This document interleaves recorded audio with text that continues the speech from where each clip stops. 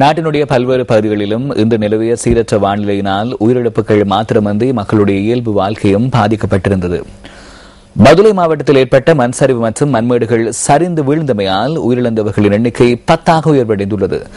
11 மாவட்டங்களுக்கு மண் சரிவு எச்சரிக்கை விடுக்கப்பட்டுள்ளதுடன் அதிக பாதிப்பு பதுளை மாவட்டத்திற்கே ஏற்பட்டுள்ளது. பதுள ரீல்புல மெதகம பகுதியில் ஏற்பட்ட மண் சரிவினால் 5 வீடுகள் முற்றாக புதையுண்டுள்ளன. இன்று மாலை வரையில் குறித்த பகுதியில் இருந்து 4 சடலங்கள் கண்டெடுக்கப்பட்டன. இதேவேளை மண் சரிவு ஏற்பட்ட பகுதியில் 2 தொலைபேசிகள் ஒலித்த வண்ணம் இருந்தன.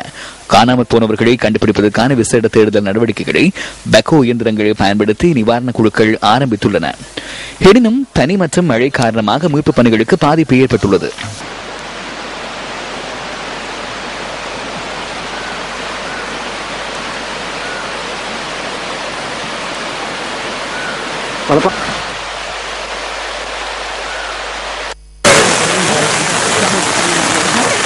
பதுள ஆகுட பகுதியில் உள்ள வீடொன்றின் மீது மண்மேடு சரிந்து விழுந்ததில் 2 உயிரிழந்தனர்.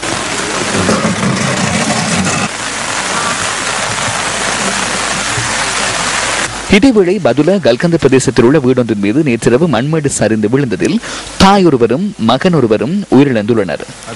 பதுள மகியங்கன பண்டாரவல வெளிமட ஆகிய வீதிகளிலும் மண் மற்றும் கற்கள் சரிந்து வீழ்ந்துள்ளமையால் போக்குவரத்து நடவடிக்கைகளுக்கு பாதிப்பு ஏற்பட்டதாக எமது பிராந்திய செய்தியாளர் கூறினார். ஹட்டன் காமினிபுர பிரதேசத்தில் உள்ள வீடொன்றின் மீது இன்று அதிகாலை மண்மேடு சரிந்து விழுந்ததில் 2 சிறிய அளவான காயங்கள் ஏற்பட்டுள்ளன.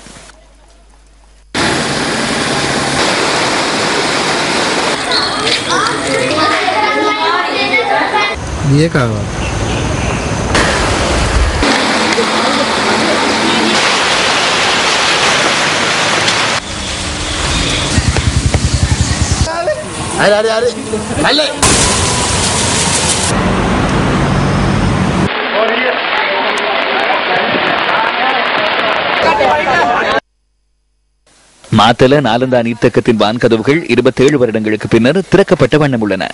நீர்த்தேக்கத்தின் வான்கதவுகள் திறக்கப்பட்டுள்ள போதிலும் அதற்கு மேலாக நீர் பாய்கின்றமை விசேட அம்சமாகும். இலங்கையின் முதலாவது கான்கிரீட் அணை கொண்ட நீர்த்தேக்கம் இது என்பதும் குறிப்பிடத்தக்கது. நாலந்து நீர்த்தேக்கத்தில் இருந்து வெளியேறும் நீர் போவத்தென்ன நீர்த்தேக்கத்திற்கு விநியோகிக்கப்படுகிறது. போவத்தென்ன நீர்த்தேக்கத்தின் வான்கதவுகளை 6 அடி வரை திறப்பதற்கு நடவடிக்கை எடுக்கப்பட்டுள்ளது. போவத்தென்ன நீர்த்தேக்கத்தின் நீர் அம்பன் கங்கைக்கு அனுப்பப்படுவதுடன் அருகில் உள்ள வீதிகள் மற்றும் கிராமங்கள் நீரில் மூழ்கியுள்ளன.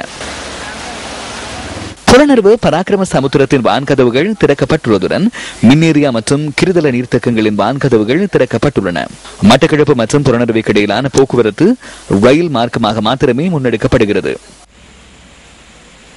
தெதுருவோயாவின் நீர்மட்டம் மேலும் அதிகரித்துள்ளமையால் 8 வான்கதவுகள் தொடர்ந்தும் திறக்கப்பட்டுள்ளன. லுனுகம் வெகர நீர்த்தேக்கத்தின் 4 வான்கதவுகள் திறக்கப்பட்டுள்ளதுடன் அதன் நீர் விநியோகம் ஷோதவாவிக்கு அனுப்பப்படுகிறது. ஷோதவாவி பெருக்கெடுத்துள்ளமையால் பல கிராமங்கள் நீரில் மூழ்கியுள்ளன.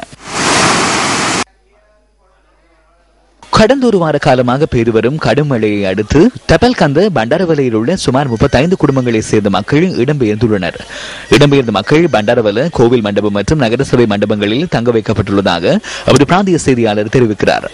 அத்துடன் தபல்கந்த பண்டாரவல பகுதியில் இன்று காலை ஏற்பட்ட மண் சரிவினால் சுமார் 3 வீடுகளுக்கு சேதம் ஏற்பட்டுள்ளன. பண்டாரவல எல்ல பிரதேச சபைக்குட்பட்ட கிளைன் பகுதியிலும் இன்று காலை மண் சரிவு ஏற்பட்டது.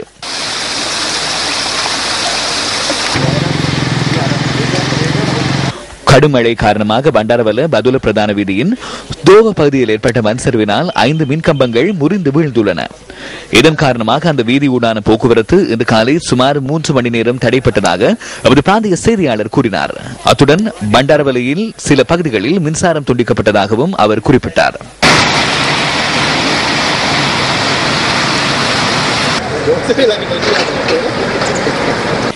பண்டரவர ரயில் நிலையத்தின் மீது பாரிய மண்மேடு சரிந்து விழுந்ததில் ரயில் நிலையத்தின் சில பகுதிகள் மண்ணில் மூடப்பட்டிருந்த காட்சிகள் நமது கேமராவில் பதிவாகின.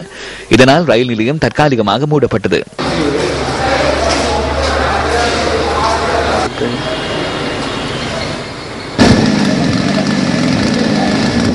நேற்றிரவு முதல் பெய்த மழையை அடுத்து கும்பல் வெல்ல வெள்ளவாய பிரதான வீதியின் எல்ல பிரதேசத்தில் பாரிய மரம் ஒன்று இன்று காலை முறிந்து விழுந்துள்ளது.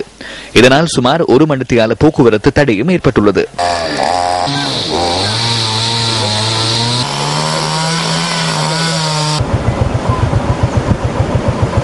லிந்துல டயகம பிரதேசத்தில் பெய்து வரும் தொடர் மழையினால் அங்குள்ள ஆறுகள் பெருக்கெடுத்துள்ளன. இதனால் விளை நிலங்களில் பயிரிடப்பட்டிருந்த மரக்கறி வகைகள் நீரில் அள்ளுண்டு சென்றுள்ளதாகவும் அவர் பிராந்திய செய்தியாளர் குறிப்பிட்டார். அக்கரப்பத்தன, டொரிங்டன், பிரஸ்டன், கல்மதுர மற்றும் ஹோல்ப்ரூக் பிரதேசங்களில் ஏற்பட்டுள்ள வெள்ளத்தினால் அப்பகுதிகளை சேர்ந்த மக்கள் பெரிதும் பாதிக்கப்பட்டுள்ளனர்.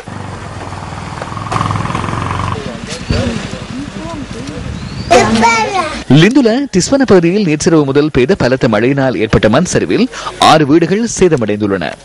அத்துடன் குறித்த பகுதியில் உள்ள பெரிய கட்டிடங்களிலும் வெடிப்புகள் ஏற்பட்டுள்ளன. கண்டியில் இருந்து தெல்டனிய ஊடாக ரங்கலைக்கு செல்லும் பிரதான வீதியின் முருகன சந்தையில் பாரியதொரு வெடிப்பு ஏற்பட்டுள்ளது. சுமார் 270 அடி நீளத்திற்கு குறித்த வீதியில் வெடிப்பு ஏற்பட்டுள்ளதாக ஒரு பிராந்திய செய்தியாளர் கூறுகிறார். அத்துடன் அப்பகுதியில் உள்ள வீடுகளின் சுவர்களிலும் வெடிப்புகள் ஏற்பட்டுள்ளதுடன் வீடுகள் தாளிறங்கியுள்ளதாகவும் அவர் குறிப்பிடுகிறார். குறித்த பகுதியில் உள்ள மக்கள் பாதுகாப்பான இடங்களுக்கு இடம்பெயர்ந்துள்ளனர். கண்டி மெததும்பர பிரதேச சபைக்குட்பட்ட லோலுகம தோட்டத்தில் பெய்த கடும் மழையினால் வீடுகளுக்குள் வெள்ளம் புகுந்துள்ளதுடன் வீடுகளின் சுவர்களிலும் வெடிப்புகள் ஏற்பட்டுள்ளன. அப்பகுதியை சேர்ந்த 10 குடும்பங்களை சேர்ந்த மக்கள் பாதுகாப்பான இடங்களுக்கு அனுப்பப்பட்டுள்ளனர். கண்டி மெததும்பர பிரதேச சபைக்குட்பட்ட கிரண்டி அல்ல கீழ்பிரிவில் இன்று காலை பாறை ஒன்று சரிந்து வீழ்ந்துள்ளது. தெனியாய வடையாய பிரதேசத்தில் உள்ள லயனொன்றின் மீது பாரிய மரம் ஒன்று சரிந்து விழுந்ததில் 3 வீடுகளுக்கு சேதம் ஏற்பட்டுள்ளது. குறித்த வீடுகளில் இருந்த சிறு பிள்ளை ஒன்று உட்பட 3 சிறு காயங்களுக்கு உள்ளாகியுள்ளதாகவும் ஒரு பிராந்திய செய்தியாளர் கூறுகிறார்.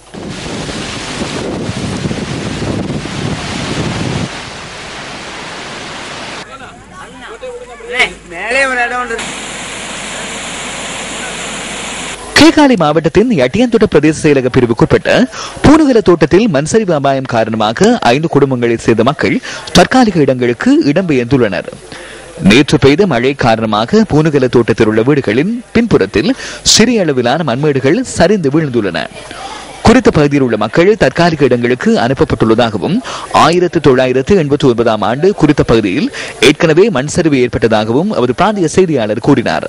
கண்ணந்தோட்ட பகுதியில் பெய்து வரும் கடும் மழையினால் வீடுகளில் வெள்ளம் நிறைந்துள்ளதுடன் போக்குவரத்து நடவடிக்கைகளும் ஸ்தம்பிதமடைந்துள்ளன.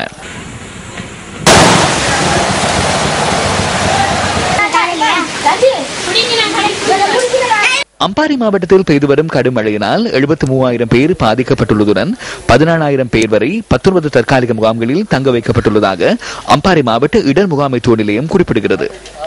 மாவட்டத்தின் பல பகுதிகள் வெள்ளத்தில் மூழ்கியுள்ளதுடன் வீடுகளிலும் வெள்ளம் நிறைந்துள்ளதாக எமது பிராந்திய செய்தியாளர் தெரிவிக்கிறார். இதேவேளை அம்பாறை மாவட்டத்தில் உள்ள கடற்கரை ஓரங்களிலும் வெள்ளம் நிறைந்துள்ளது. இதனால் மீனவர்களின் மீன்பிடி உபகரணங்களும் சேதமடைந்துள்ளன.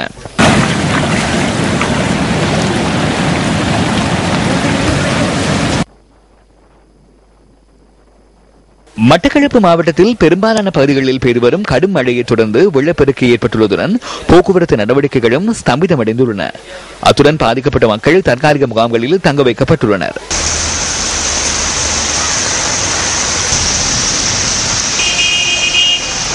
இந்த மாவட்டத்திலே முழுமையாக அத்தனை கிராமங்களும் பாதிக்கப்பட்டுள்ளது. இங்கே இருக்கின்ற பெரிய நீர்ப்பாசன குளங்கள் அனைத்தும் கதவுகள் திறக்கப்பட்ட நிலையிலும் மேலதிகமாக நீர் வழிந்தோடிக் கொண்டிருக்கின்றது. இதனால் பல கிராமங்கள் போக்குவரத்தால் இந்த மாவட்டத்தின் முக்கிய நகரங்களோடு துண்டிக்கப்பட்டிருப்பது மட்டுமல்லாமல் மட்டக்களப்பு மாவட்ட நாட்டின் ஏனைய பகுதிகளோடு முழுமையாக துண்டிக்கப்பட்டுள்ளது. ரயில் போக்குவரத்தும் தடை செய்யப்பட்டுள்ள இந்த நிலையிலே இந்த மாவட்டத்திலே உணவு தட்டுப்பாடு ஏற்படாத வகையிலும் எரிபொருள் தட்டுப்பாடு ஏற்படாத வகையிலும் அரச நிர்வாகம் இவற்றை தற்போது பேணி வருகின்றது.